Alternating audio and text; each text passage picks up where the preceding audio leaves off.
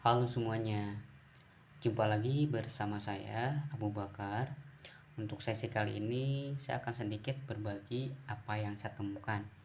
Jadi ceritanya beberapa hari yang lalu saya coba searching referensi untuk mencari penyedia VPS atau kita sebut virtual private server.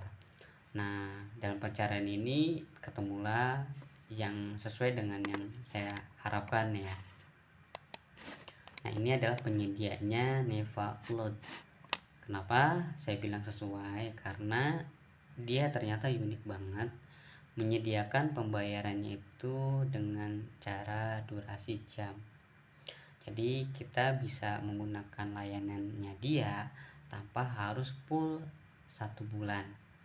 Atau bagi yang mau untuk buat sekedar belajar, ini cocok banget karena dia menerapkan sistem di mana pembayarannya itu pay as you go. Jadi dia akan terkena kita akan terkena jasa layanan ketika kita menggunakan layanannya sesuai dengan penggunaan yang kita gunakan. Jadi dia nggak mesti harus full 1 bulan. Dari sedikit yang saya baca tentang dokumentasinya, ini cukup dibilang oke lah ya, karena secara spesifikasi yang dia tawarkan juga termasuk hal yang cukup dibilang bersaing. Oh iya, di sini sebelumnya nggak ada unsur untuk promosi ya, jadi saya nggak akan jelek-jelekin, tapi ini viewer ini nemu yang sesuai dengan yang saya harapkan, jadi ini berbagi aja. Nah, di NevaCloud ini kita bisa lihat apa aja nih jasa yang dia tawarkan. Kita coba klik.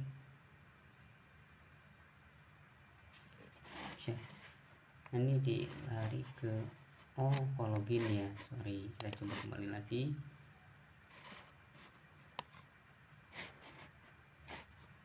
Ini harusnya mana nih?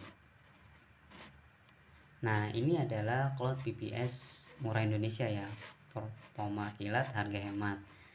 Nah, ini ya termasuk oke ya, termasuk yang dibilang bisa bersaing lah. Jadi sini ada layanan yang dia sediakan mulai dari 1 core, 2 core, 3 core, sampai paling tertinggi itu dia menyediakan berapa nih? 16 core. Nah, jadi ini kalian bisa sesuaikan. Nah, berhubung ini nanti akan saya gunakan sebagai media pembelajaran untuk konfigurasi server, jadi ini menurut saya oke.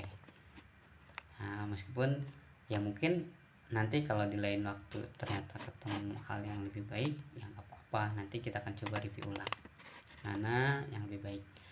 Dan jujurnya di sini saya juga belum menggunakan, jadi kita akan sama-sama kita tes nih gimana nih performanya. Kebetulan tadi saya sudah daftar ya. Nah, kita coba login ke menu dashboardnya. Nih, kita masukkan akun yang telah didaftarkan.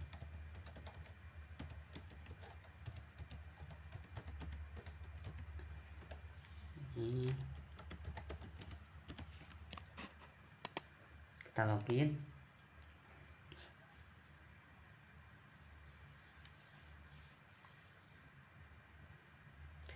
Nah, dia minta autentikasi kode ya, ini dikirim ke Gmail. Jadi kita klik atau kita cek masuk ke email kita dapat.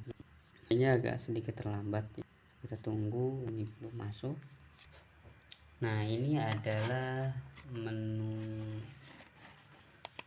dashboard dari NevaCloud ya. Jadi ini menurut saya pribadi secara UI ini keren banget lah ya, cukup bagus lah, jadi nggak terlalu membingungkan. Nah, dia itu sistemnya deposit ya, berhubung dia dengan skema pay as you go, jadi dia harus deposit terlebih dahulu untuk penggunaannya. Nah, tadi pagi saya iseng coba nih kita deposit, berhubung kita akan sebagai media nanti ke depan pembelajaran. Jadi tadi pagi itu saya coba deposit dengan paling nominal, paling rendah itu 50.000 ya. Nah, ketika saya isi 50.000, dia menyediakan pembayaran yang baik QRIS dan yang lainnya. Dan ternyata cukup kaget juga nih awalnya, kok tiba-tiba kenapa masuk 100.000. Dan setelah saya cek historinya, ada bonus ya. Nah, sini ternyata dia berikan bonus lumayan lah ya, bonusnya 50.000. Jadi deposit yang saya punya ini 100.000, lumayan banget. Saran untuk kalian yang ingin deposit atau melakukan pembayaran ini, gunakan di laptop atau komputer ya, karena tadi pagi itu saya sempat coba sampai 3 kali malah, karena sistemnya pop up. Ketika pop up itu kita buka lain aplikasi lain, otomatis kan dari browser itu ngilang ya. Nah, itu tidak expired. Dan kalian nanti lebih baiknya gunakan laptop atau komputer. Oke, langsung aja. Nah, ini adalah layanan yang akan kita gunakan, cloud server. Nah, untuk penggunaan cloud server kita akan membuat terlebih dahulu. Ini adalah langkah awal untuk kita menggunakan layanan jasa VPS. Jadi bagi teman-teman yang bingung gimana sih caranya, ya ayo kita sama-sama belajar nih. Nah, kita akan buat create cloud server. Nah, di sini ada cloud server data center lokasi ya. Nah, di sini ada Jakarta 02. Jadi yang saat ini tersedia adalah Jakarta 02. Dan ini secara default ya. Nah, di sini ada layanan performance yang kalian akan gunakan. Di sini ada Neva Lite VM sama Neva Cloud. Ini bedanya dari mana? Dari penggunaan spesifikasinya ya. Jadi yang versi Lite ini dia menggunakan prosesor Intel dengan DDR RAM, memorinya DDR4. Kalau Neva Cloud ini di atasnya dia menggunakan AMD dan DDR RAM 5. Dan harganya pun tentu beda ya. Jadi untuk yang saya gunakan ini, kita akan menggunakan Neva Lite VM, dimana satu bulannya itu 48.000, satu jamnya itu Rp71. Jadi cukup untuk kita gunakan sebagai media pembelajaran. Nah, di sini adalah pemilihan image. Nah, ini yang menurut saya itu keren banget secara UI-nya ya. Jadi UI-nya itu kita nggak bingung nih, kita akan gunakan operasi sistem mana, dan cukup simple. Oke, kita akan gunakan di sini Debian versi 12. Meskipun ada versi terbaru 13, ya versi terbaru ini kan baru muncul Agustus rilisnya. Jadi kita akan tetap gunakan versi 12 dulu yang memang sudah terbukti stabil ya. Nah, ini kita biarkan, kita akan pilih Neva Lite-nya dengan spesifikasi yang dia sediakan. Itu RAM-nya itu 1 GB, CPU-nya itu 1 core, storage atau hard disk 20 GB. Ini cukup untuk pembelajaran. Di sini ada add-on ya, cuman ini kayaknya nggak bisa, biarkan saja. Nah, ini adalah autentikasi untuk hak akses root atau administrator. Jadi ada dua metode, SSH atau password. Jadi di sini saya menggunakan password aja.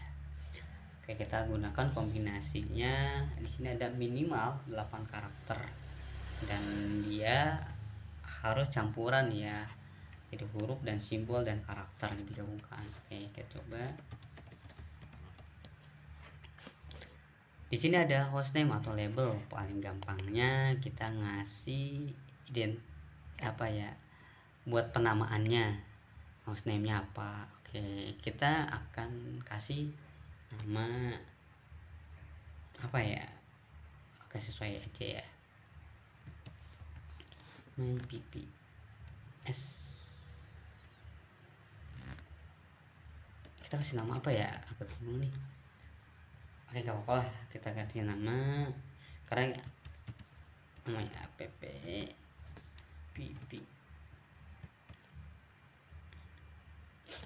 Daripada bingung kita kasih nama-nama pribadi. Sorry,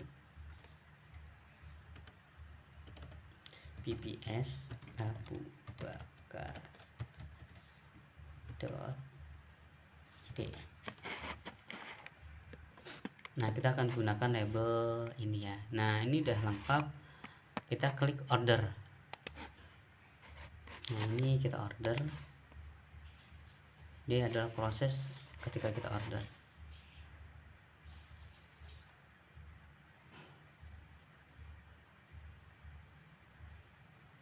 Oke, ini sudah berhasil ya. Kita sudah berhasil membuat PPS.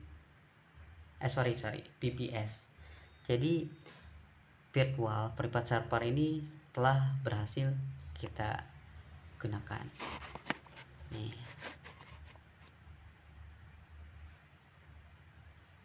Nah, ini sudah berhasil ya. Jadi PPS kita itu sudah berjalan dengan tandanya running dan IP address-nya sudah diberikan. Ini IP address versi 4 ya. Nah, kita coba lihat performnya. Di sini kita klik. Nah, dia menandakan bahwasanya ini sudah berjalan dan kita sudah punya PPS ya. Artinya sudah berhasil konfigurasi PPS. Jadi simpel banget kan sebenarnya, nggak terlalu wah kayak gimana. Jadi PPS ini kayak gini nih. Nanti langkah berikutnya gimana, nanti kita akan bahas di video berikutnya tentang bagaimana sih langkah awal untuk konfigurasi PPS itu sendiri.